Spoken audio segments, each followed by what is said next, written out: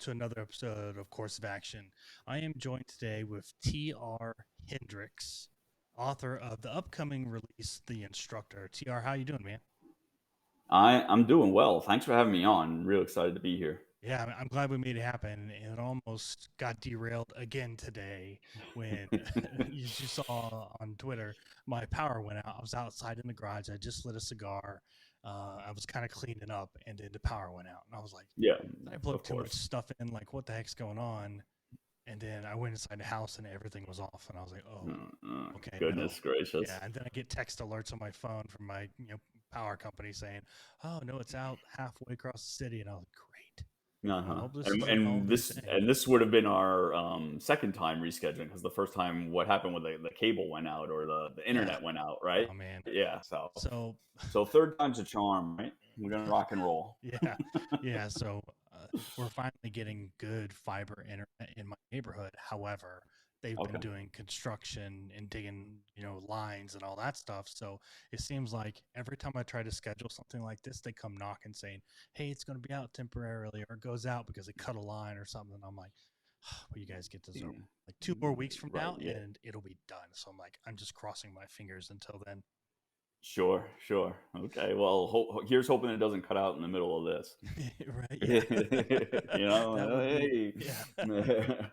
So, U.S. Army tank platoon leader, captain in Right. the U.S. Army. What was it Right. like being a tank platoon leader? In a word, awesome. I had in ROTC a very influential captain who was a tanker, and he kind of ingrained a lot of the quote unquote motivation to a bunch of us cadets to go armor, and I was lucky enough to be ranked high enough in my ROTC class that I got pretty much whatever selected branch I chose, but I couldn't decide because I wanted to do military intelligence, but I also wanted to be a tanker. And there was this neat program at the time. I don't know if the Army still does it because I've been out a little bit, but it was called branch detail, where basically military, you would commission as a military intelligence officer, but MI would say, hey, we don't really need you until you make captain. So we're going to loan you out to one of the combat arms branches. And I was like, perfect, send me to armor. So that's how I ended up doing my first like 2.5, 3 years as tank platooner Okay. and company XO. And then when I was a first lieutenant promotable, I was eligible to then go to intelligence school from there. Okay, gotcha. I was kind of Yeah. wondering how, like, because in the Air Force, not a lot of officers, like cross train and move from one career Right. field to the other. They kind of tend to stick in that lane, or they get out. So it's not very common that Sure. you see that unless it's into like JAG or Right. medical, or maybe they're getting that degree while they're in and they move Right. over. But you just don't see it very often. So I was like, how Yeah. did he go from a tanker to an intel officer? I got to figure this out. But now it makes sense that they just kind of loaned you out until they needed you. But then what it was it like once they did need you? So it was a kind of a drastic change of philosophies. It's more of a not that being a tanker isn't cerebral and that you're just out there kicking down doors and whatnot, which is a funny segue because my first rotation in Iraq, I actually didn't have tanks. I showed up to my company commander, and I met him, and I said, "Sir, I'm here. I'm fresh out of basic. I'm ready to take the fight to the enemy."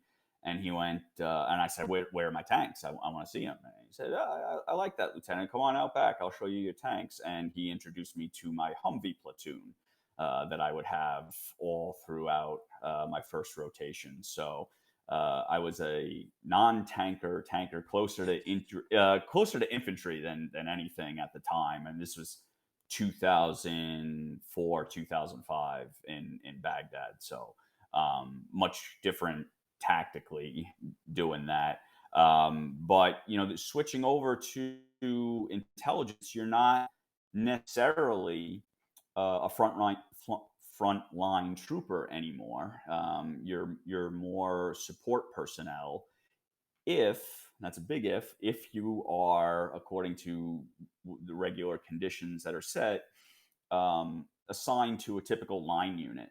So the idea being, okay, you are an armor lieutenant, an armor platoon leader, you know how an armor battalion operates. So now that you've switched over to Intel, we're going to send you back to an armor battalion to be their intelligence officer. Great, that's in the traditional sense. In the non traditional sense, at the time, this would be 2007, 2008, my second rotation, the philosophy was transition the Iraqis to their own self governance. The idea even back then was let's get out of Iraq. Hmm. So I ended up on a military intelligence transition team where we were actually military advisors to the Iraqi Ministry of Interior, a subset of them, an agency subset of them. But I was even closer to infantry doing that because now we were, walking around in platoon and squad formations, uh, just going to these buildings and clearing stairwells and stuff on our way up to our offices every day. So it was a quite a different change from philosophy, going from armor where you're like your front line to intelligence where you're support, but then you had to switch back to frontline because you were on an advisor team. So it was interesting. It was a definite change of pace, that's for sure. But I will admit I greatly missed my tank after I went into intelligence. So I will say that much. So, as an intelligence officer, you're obviously privy to some things that, normal military members are not privy to. Um, but you had a very unique assignment at one point in time. You were an advisor. Let me get this right. The Iraqi Ministry of Interior's National Information and Intel Agency.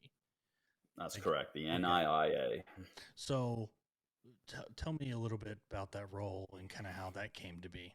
Yeah, so like I said, the philosophy of the army at large and the political push at large was transfer power back to the Iraqis, and this agency, as a subset of the Ministry of Interior, was designed to be the mirror image of the American FBI. So they were going to be responsible for investigating nation level crime, crime against the nation, in depth, and but at the time everything was kind of mashed together. You had the national police, you had the Iraqi army, you had the NIIA, and they weren't really discerning between, well, who's handling domestic terrorism, who's handling, because it was crazy at that point in 2007. It was the sectarian violence and everything. So it was basically everybody's doing everything.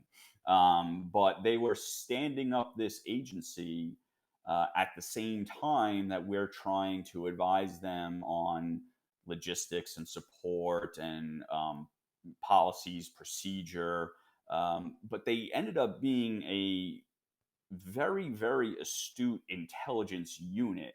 They were comprised, primarily of former Ba'ath Party, former Iraqi intelligence officers that had long, long careers under Saddam Hussein. So they knew the intelligence gathering and analyzing process. They just needed help with, hey, the building keeps cutting our power off. How do we, establish logistics to make sure that our computers are constantly running, or backup systems, or, how do we secure our communications from the headquarters to our personnel out in the field? How do we do source meets without our guys being discovered, that Mm-hmm. kind of thing. And I had the unique opportunity to mirror slash mentor an Iraqi lieutenant colonel that was in charge of the particular division that I was working with, which was like an electronic intelligence division. And at the same time, the American FBI, there was a small contingent based out of the U.S. Embassy in the Green Zone, but they were not allowed to travel to the Ministry of Interior building because of basically rules of engagement and Right. the risk to them if you ever saw the movie The Kingdom, Oh where man, the massive, yeah, great awesome movie. movie. But the danger in that movie is like the end where they grab Jason Bateman. Yep. That was what everybody was afraid of. Hey, we can't have an FBI agent get kidnapped and have bad things happen to them on a website somewhere without getting too graphic. So I acted as the liaison because I had my top secret clearance. I would go to the FBI compound and offices in the embassy, and I would say, "Here's what they're coming up against. What would the FBI do?" And the FBI would give me kind of a crash course, and then I'd go back over to the Ministry of Interior and say, "Here's how the American FBI would do it. Maybe you guys should think about doing that as well." So So you it was a neat basically, assignment. yeah, yeah. So you were basically, you're keeping them safe by being the middleman, so they weren't Yes. running out Yeah. there, and that's kind of crazy. I mean, did you Yeah. ever Yeah. think like, They when is somebody gonna figure this out, and then I'm the guy to get captured? Did you ever think about that? um it yes, when I first got assigned to a transition team, and I realized I wasn't going to be with a regular unit and I was going to be in this small group of soldiers, and mine actually was a joint team, so I had Air Force, Navy, and Marine personnel with me as well. Okay. um, and that made for some unique combinations because, as you know, the Air Force and the Navy and the Army don't really have the same language when it comes to SOPs and everything. So now we're meshing that together. Yep. I had two Navy reservists on the team. I had an active duty Marine Lance Corporal. I had an Air Force Tech Sergeant who was used to doing targeting on building structures and not necessarily targeting packages on people, on Okay. individuals. So Yep. he had to adapt there. Um, but yeah, the interesting thing about did I ever worry about getting kidnapped myself was when they were training us up to do this assignment, and we had to fill out this piece of paperwork, and they're like, "Hey, this is four things that are uniquely identifiable to you, so that if you get grabbed up, the search and rescue team or the special ops team that we're going to send in to bring you home, they're going to ask you these questions. So you need to not only have these committed to memory, but committed to memory to the point that if you've been tortured for weeks on end, that you're gonna remember them at a moment's notice." And I was like, Like, thanks, guys. there, there's no hope of that happening whatsoever. And I put something really stupid at the time. Like, I was a big comic book guy growing up, and X-Men was my favorite. Oh yeah. And I think I randomly chose the issue which was the first appearance of Gambit because I really liked the character, Okay. and it was like the Uncanny X-Men number 256, and like now I have to, if I'm, God forbid, captured and tortured and rescued by U.S. Special Forces, I have to remember the first appearance of Gambit, what number it was, in order to Yeah. You don't say verify that I'm 256, me. you say 265 and say, oh, this isn't the guy. And they move on. And you're like, Yeah, what the heck did I just yeah, do? yeah, exactly. Like I invert two numbers and What like, have oh, I this isn't him. done? He's an imposter. So yeah, and so that was a fleeting thing. And then based off of my first deployment, which was because I was an armor lieutenant and was actively patrolling the streets of Baghdad in my Humvee platoon. Um, that was much more combat centric. Not saying that I was in the thick of these huge firefights. I wasn't, but I was shot at enough to know that I don't like being shot at. Let's just put it that way. And based off of my limited experience, and then put on the team that I was on, where basically people had no combat experience. I was made the combat tactical officer for our team, and I told the guys one day sitting around, I was like, just you can't be taken, like forget that four Yeah. item piece of paper. Like take as many of them as you can with you, because if you get taken, it's not going to be pretty. So Oh yeah, that's I don't want to be that taken. that If was I'm going down fighting, because if they're going to kill me, yeah they're going to kill me in the heat of the moment. They're not going to do it at their leisure, back at their place, and right for 15 hours or something like that. No, I'm yeah. taking as many out as I can. I'm pulling pins on grenades like John Wick in Yeah. the movies and all that. This is exactly what you said. I kept a hand grenade right over my chest. I said Heck yeah. that's the last resort one. But yeah, I told my guys, don't be a propaganda piece. Don't end Uh, up on some recruiting website for extremists. You know, if you gotta go, take them with you, and yeah, and end it that way. But thankfully, nothing didn't happened. come to that. Able to get home, and I got out shortly after my second rotation. Yeah. So how long were you in? Just shy of 5 years, 2003 to 2008. Okay, and then you got out. What did you do once you got out? Well, I had a great job lined up in the burgeoning wind power development industry, and was working with a company that was putting up the wind turbine towers. And I Yeah. got this fantastic job with this company. It was all like these retired executives from General Electric, and they just got bored, and they decided to put their heads together and do this um, wind power initiative. And a buddy of mine from my first deployment, he got out, got in with them as a project manager, and had moved up to like director of operations by the time I got out. And so he pulled me into that. And I'm like, hey, this is great. They're talking about renewable energy being the wave of the future. I'm getting in on the ground floor of this company. It's fantastic. And then, boom, 6 months later, the housing market bubble burst in September 2008. I think it was September. Um, I had just moved with my pregnant wife at the time up to where my project was located, which was right off of Lake Erie, near Buffalo. And we had moved in for like 6 days, and I got laid off. So, Oh, yeah, so that was fun. I started bouncing around to security jobs for a while, basically because that was the one place as a combat veteran that you could really find decent work. So I ended up with an executive protection firm for a while, working in New York City. Then I found another firm where they hired me on as management versus ground personnel.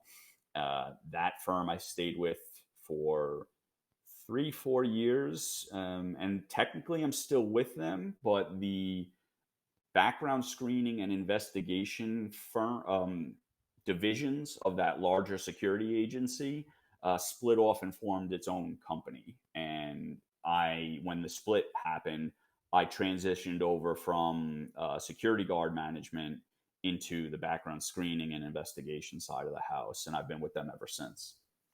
so a little bit more closer related to what you kind of did in the military now, as opposed to walking around and being ground level security. Now you're kind of back into that. What's it like kind of being back into that investigative kind of career?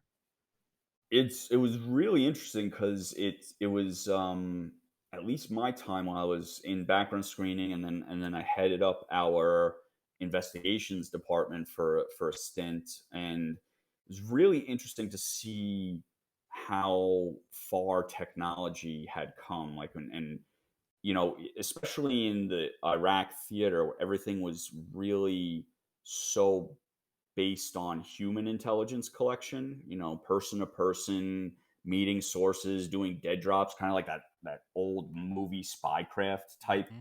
things that happened.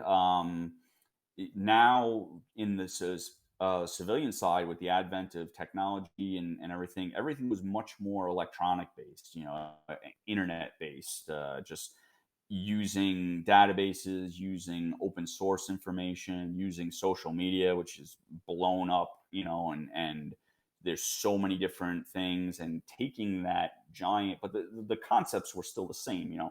take those giant bits of intel and analyze them and mesh them together to form the picture that you need to do, and so it was interesting on from it was more like analytical on the background side, because we were getting to um, just look through people's histories and see if there's anything that needs to be done. And then you were a little more inventive with the field craft on investigation side, because your desktop investigation, your technology based investigation could only take you so far, and then you had to actually send private investigators into the field. So that you got to do more of the trade craft and developing operational plans and things of that nature in order to achieve the objectives. No more target packages on shady looking guys. Well, it's funny you should mention it, Or because can you the reveal that? Well, hold on, let's not uh, incriminate yeah. ourselves or anything. No, no, no. I would never give any information away, but we're a service disabled veteran owned company. It's called TrueView BSI LLC, and the founding member of the firm, friend of mine, he's a former Army captain as well, infantry, airborne ranger, did 4 deployments to Iraq. So really knows his stuff. And we largely adapted from his philosophy, the military concepts that we used overseas to develop not targeting packages, because we would never want to call them that in the civilian market, but Right. intelligence packages on Yeah. these guys. It's the same things, and yeah, they're not necessarily rising to the level of trying to park a car bomb next to the U.S. embassy in Baghdad, but they are trying to skim the system, by committing workers' compensation fraud, and so it's not the level of severity, but it's the Sure. same concept that you're trying to catch the bad guy at what he's doing. Right.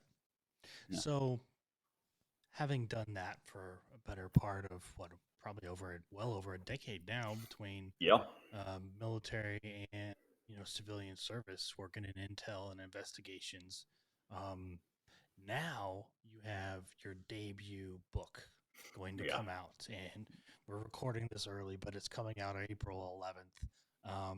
It's Yeah. called The Instructor, and I want to get Mhm. into that.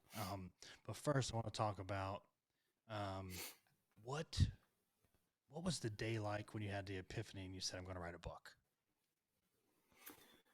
So I have been writing really, well, I've been making up stories in my head since I was a kid. Yeah, same. Forever I've been doing that. These long, drawn out sequences that would go on weeks at a time. Yep. Where I'm sitting there playing with my GI Joes and leaving off at one point, and picking it back up a day later or two Yep. days later. Same, man. And yeah, and it was like it didn't occur to me until much later on in life that like making up chapters as I was going along, Right.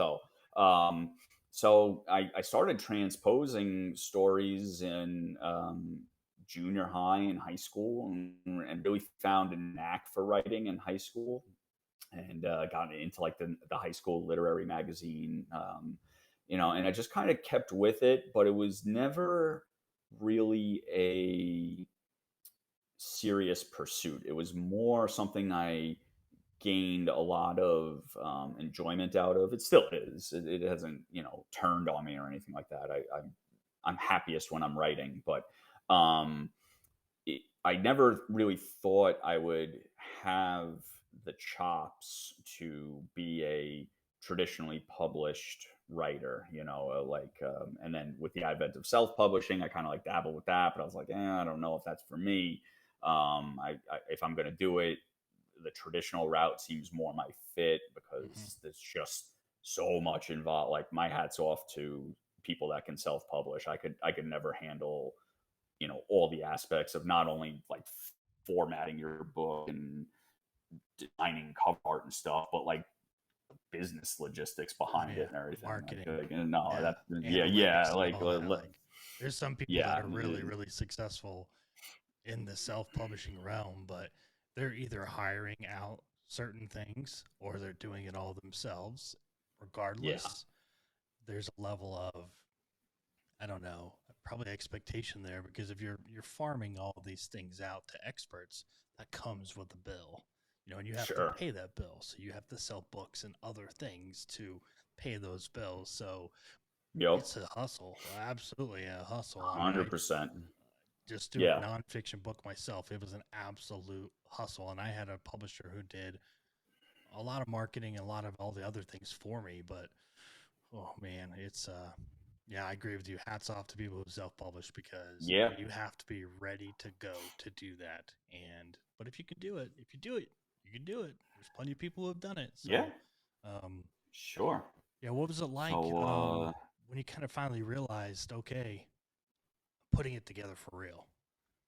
yeah, it was 2014. It was just after I had joined that security firm where I was hired on as management.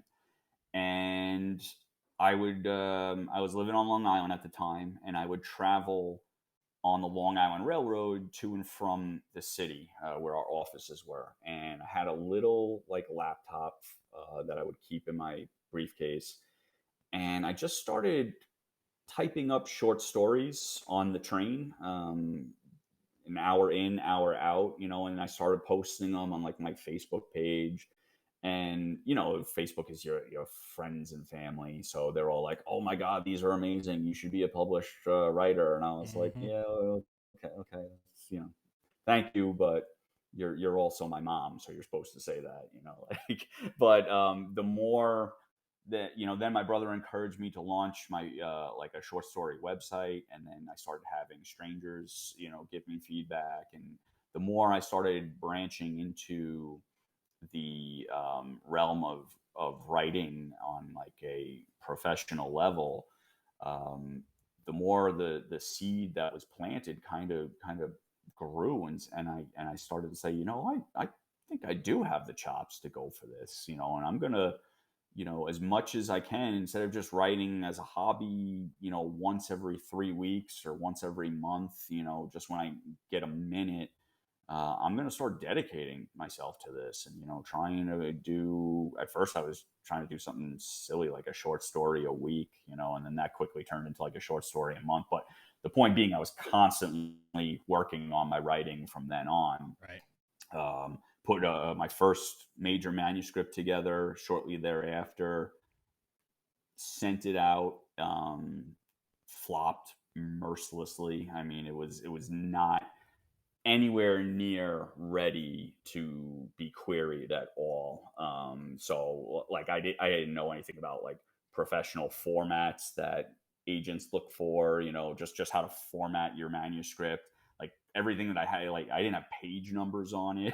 I didn't I didn't put it was like all single spaced, like 11 font or something. It was bad. And then the content itself was bad too. It wasn't fully developed, but I had learned such a tremendous deal from the querying process that when I moved on to the concept for the instructor, I was so well prepared and so well organized for the if and when I was going to make the decision to put that one out there, that I was that much better off. And I think, pretty much every writer out there who is on their publishing journey has a similar experience, one of the learning curve that they had to go through, in order to figure out the process and how the industry actually works. Yeah, and I would encourage people to go on Twitter and Instagram and look up some Facebook groups and talk to other authors that are about to publish or who have published and who will lend you their time, because the knowledge is invaluable. And I was telling someone the other day, I kind of relate putting together a manuscript and a pitch for a book, kind of like you do your resume when you first get out of the military. You're going to Sure. put all this awesome stuff in your resume, and you're like, dude, this resume is hot. It's fire. Somebody's going to absolutely hire me. And then you'll get nothing. And Yeah. it's like, because Right. you don't know how to talk to the crowd, Right. and you don't know how to You say got those things. 75 acronyms in there, Yes, they don't know. Nobody knows what you're talking about. Yeah. You almost have to 100%. demilitarize it to a point where it doesn't sound military. Um, and the only thing that should sound it is maybe the title of where you were stationed at or something. So like I didn't know Yeah. that. And then same thing on the publishing side. I've queried a few times, I've learned some lessons, I've talked to other people. It's like if you can find people who will help you do this, even if you have to pay them a couple $100, it'll be worth it. Yeah. Because would you pay somebody to do your resume professionally? The answer is Hmm. yes. Sure. So if you want to get this job, what should you do? Invest in it. And I know Yeah. it's easy to say because not everybody's made of money or anything, and I'm not rich by Mm. any means. But $300 to me is an investment when I could make 3,000 later. Sure. So do I have somebody write that your query letter, and do I have somebody review my draft and all that stuff? And there's those things that go out there and rely on people and ask them for their help and their time, because this is a very friendly industry. I'm really kind of surprised. I thought it'd be very competitive. It's Absolutely. not. It's very open. I spent a lot of time with Simon Gervais at BoucherCon. Yeah. And he was just talking about the Oh, industry. he's awesome. Yeah, Great guy, and he just he's fantastic. I met him at Thriller Fest earlier this year in June in New York City. Um, he came up to me and he's like, "Hey, you're TR Hendricks, right?" And I was like, "You're Simon." I like know who you like are. what? I'm supposed to come find you. What Yeah, are you man. doing? And he was awesome. He actually blurred the instructor, which was awesome. What? Really? Yeah. He was so gracious. Bravo. I was talking to him at Thriller Fest. I gave him my elevator pitch about the book. Asked him if he wanted a copy, and not only did he agree outright to read it and blurb it for me, um, but he took it with him on like a family vacation to the Bahamas. And I was like even more grateful because I'm like, you're gonna take time away from your vacation to read my book? Like, Yeah. really? But I guess that was part of his free time and his Well, plan. those And guys are so choosy. I talked to Mark Greaney briefly, but in the yeah, time I got to talk to him, he was like, I get books sent to me all the time. He's like, I mm-hmm. blurb a lot. He's like, so if I do blurb something, I did read it, either Yep. in part or in whole, or I did, because I get books sent to me all the time. I have to be extreme choosy. Yeah. And it's not because I want to, but he was basically saying it's because I don't have time. And Oh yeah, especially this year, because he was like with the Gray Man and Netflix, and they wanted another book. And he's like, I had to turn down yeah. Clancy a couple years ago again because they keep trying to pull him back in. And he was like, the Mm-hmm. answer's no. And I have to say no to books because I don't Yeah. have time to even breathe. And I was like, well, nobody's mad at you about that, man. I mean, you're on Netflix now. I Yeah. mean, nobody's I nobody's upset mean, with you. I've met Mark as well. Mark's a great guy. Mark um, has also blurbed the instructor. Dang, Yeah, you are getting I've been grand slam on this one, man. very fortunate to and very grateful. My agent Barbara Proel, my editor Robert Davis at Tor Forge, um, really great connections. Really, No joke. not just the connections, but also like the drive behind it. Like they're just absolute sharks. When it comes to making the book as best as it possibly can be, which is what I always wanted. Why I wanted to go traditional publishing, because I wanted a publisher that would push me to make the best version of my book, and have somebody read it and say, this chapter is dog shit. You need to cut it. And, because every writer's gonna be like, oh, this is gold.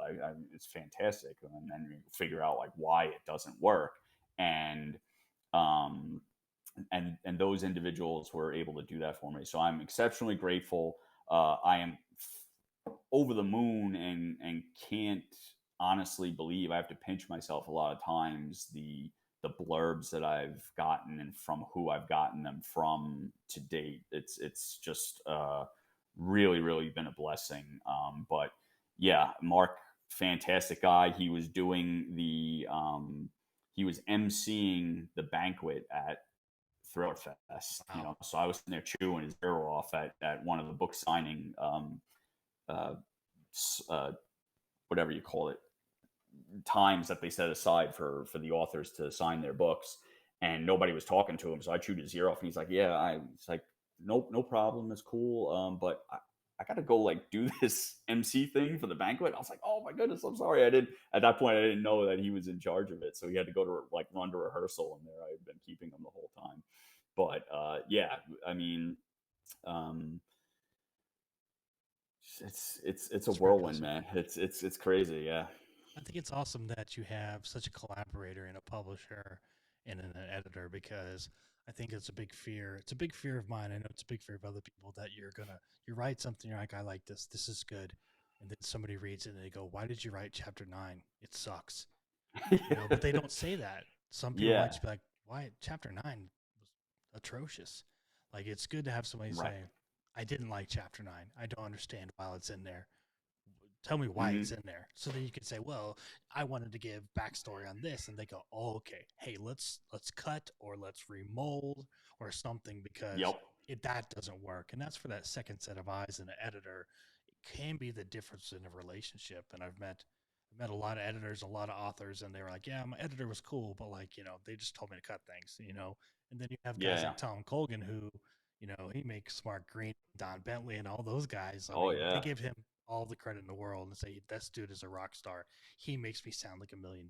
Well, it's Mhm. because he has that collaborative relationship with them. So he can say, 100%. like Mark Greaney did like the ultimate no-no in Sierra 6 when he did two different timelines. Okay. In every class that I've gone to about writing fiction and stuff like that, to say, do not hop around on timelines. And that's exactly what Mhm. Mark Greaney did. But he did it in such a way. Right.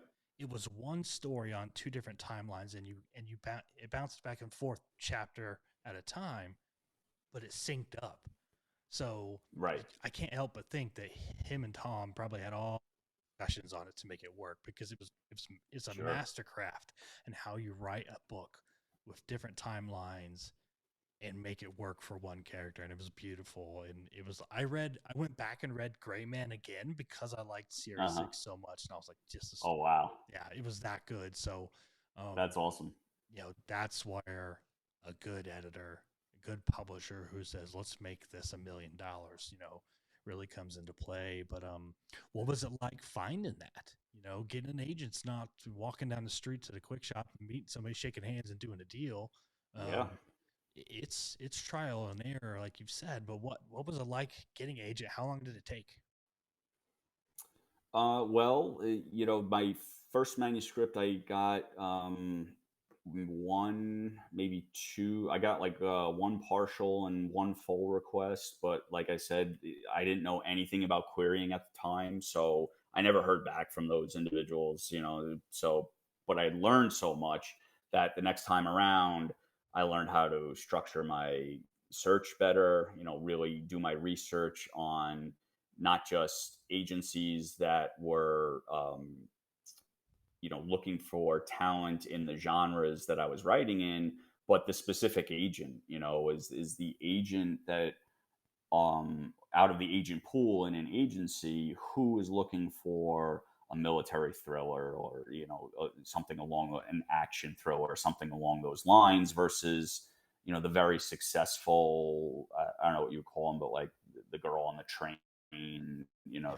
those kind of like domestic thrillers, I guess, is another way to put them. So I had started reaching out. I had gotten with the instructor some good feedback, like good couple of partials, a couple of fulls, but really um, a lot of it fell by the wayside, and that's a large part because of how I had that manuscript structured at first. And Barbara was phenomenal in that she gave me, we had the quote unquote call, which is everybody's dream. At first I had sent her my query letter in the first chapter, Then she requested the full. Then she had, the whatever writer dreams of the call with me. But she was, and she is phenomenal and honest. And she said, your manuscript, your writing is great, and there's elements that I like, but your manuscript as a construct has got some serious issues. Like, and that's all of a sudden you feel the pit in your stomach, and you're like, oh boy, here goes my one shot. Because Here at it that comes. point, everybody else, yeah, at that point, everybody else who had even an inkling of interest had fallen by the wayside, probably because of those same issues. But Barbara saw something in the instructor, saw that if I could fix the issues that she had identified, then I really would have had something going for me, And then she, asked about whether it would be part of a series and everything. So after our discussion, it was basically like revise and resubmit, an R&R that she gave me, and I spent 30 days, 30 sleepless days, and I had my two little girls at the time were very young. So, it was work, then being a dad, then when everybody's gone to bed, then I get to be, writer. Right, right. So it was a lot of late nights, working to meet that deadline. But when I sent it back to her, she wrote back basically like essentially a 2 sentence email that just said, "Well done. I knew you could do it. Let's talk tomorrow." Hell And yeah. then it was like, and even when we got on the second call, Barbara still started telling me everything that was wrong with the manuscript. And I was like, you got to be kidding me. Like, I did all this and you told me well done. And I thought we were there, and now she's going to drop me after all this. And then, she offered representation at the end of that call. And I was just elated, absolutely ecstatic it was, my first words, I froze. And then my first words to her, like, are you serious about that? Like, or you're not joking with me, right? And she's like, no, I'm serious. I think we can sell your book. So Nice. it was awesome. And then I went through another like 2 rounds of revisions with her before we went out on submission. Yeah, a lot And of people then, don't know that once you get an agent, yeah. they edit it. I was talking to Oh, yeah. Jack Stewart, and he's signed to one of the big agencies, Sure. and he was like, "Yeah, the first thing they did was edit my book," and I was like, "Your Yeah. agent did?" And he's like, "Yeah, Hmm. first thing they did." He's like, "Think about it.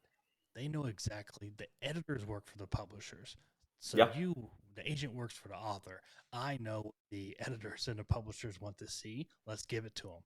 So Right. it was like we do the editing and we basically Yeah. give it to them and then they edit it for real. And I was like, oh my god, Yeah. I Yeah. couldn't That's like imagine. when they, right. Like another reason why I wanted to go traditionally published. Like when I said, like, I want to get traditionally published because I want my book to sell. It's my dream to have my book on a shelf in Barnes and Noble. Like that's I had two dreams in life. It was, well, three, because I being a father is first and foremost to me for everything. But my two like kind of goal slash dreams was be an Army officer, be a published author, published and be in Barnes and Noble or something like that. And having that intelligence where these people that have represented such successful authors and have read thousands upon thousands of manuscripts and know what the secret sauce is, they know the equation. So to have that expertise, I was like, yeah, I could go out and self-publish, but if I don't really have that industry specific experience that can shape this into the best possible version, then I don't want it out there, and that's why I really focused on going traditionally published. And even after the revisions with Barbara to get it to the point where it was picked up by Tor Forge, we've been through 2 rounds of revisions with Robert over there, and then fine tuning and tweaking and doing all those things. But funny you Wow. mentioned Jack. I met Jack at Thriller Fest too. He's a great guy.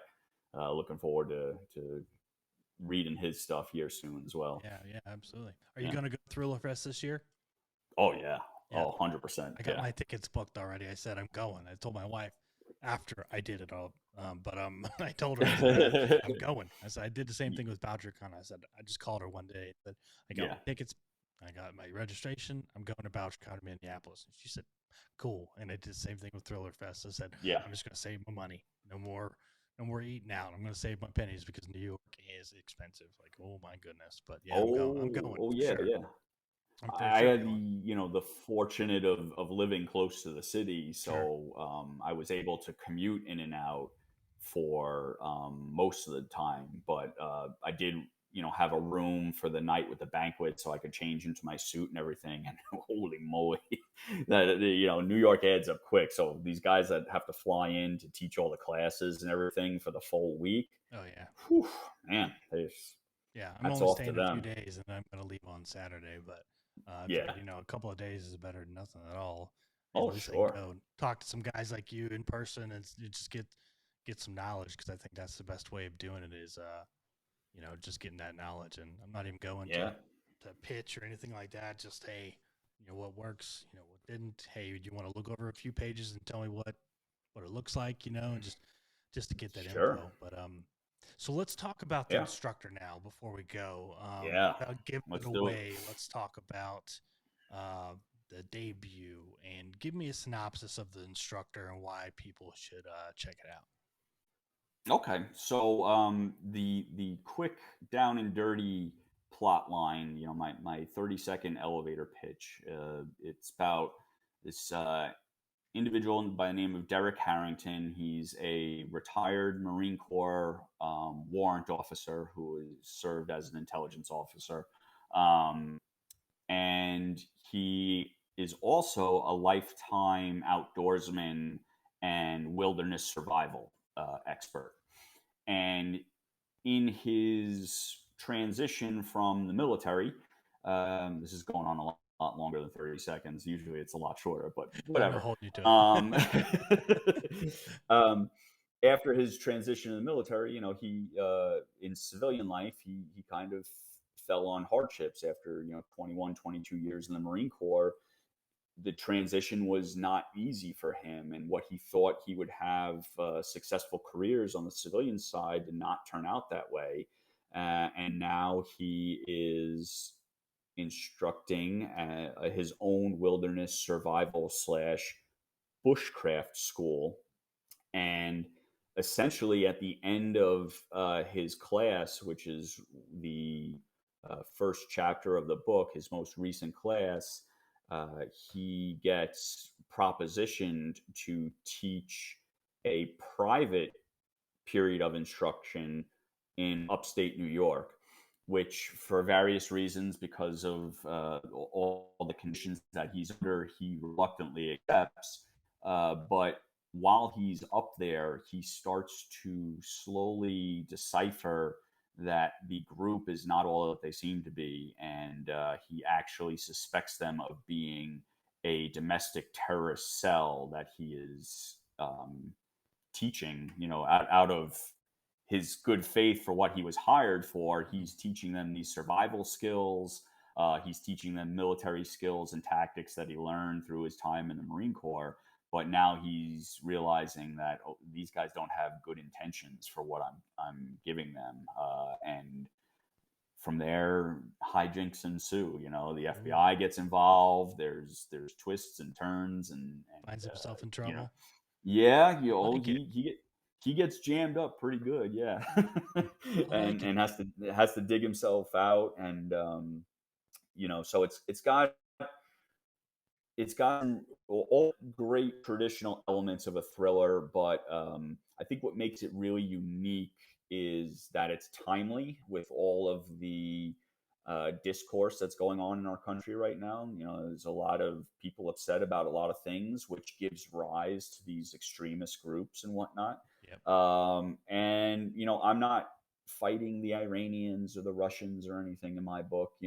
It's no, people from Rochester, New York, and the surrounding area, that they're now living in a camp up in the hills of the Adirondack Mountains. It just scraping together off of deer meat, but they really plan on conducting a terrorist attack on their own country and trying to start the next civil war. So um, Very cool. add into that all of the outdoor wilderness, and what I hope comes through is the survival aspects. I did a ton of research. I luckily have a very good source who is a wilderness survival expert. My buddy Rob, who was just absolutely wonderful in imparting his knowledge. I Rob, I'm like, here's what they're doing. They're out in the woods. How do I make it seem that this guy Derek knows what he's talking about? He's like, okay, you can have him identify this leaf here, or dig up that root there, or have Yeah. him do this. And it's just things that you just really can't learn out of a textbook. Hmm. I mean, eventually you probably could, but Yeah. um, falling on a lifetime of his knowledge really, I think, brought the book to be that much more realistic and authentic.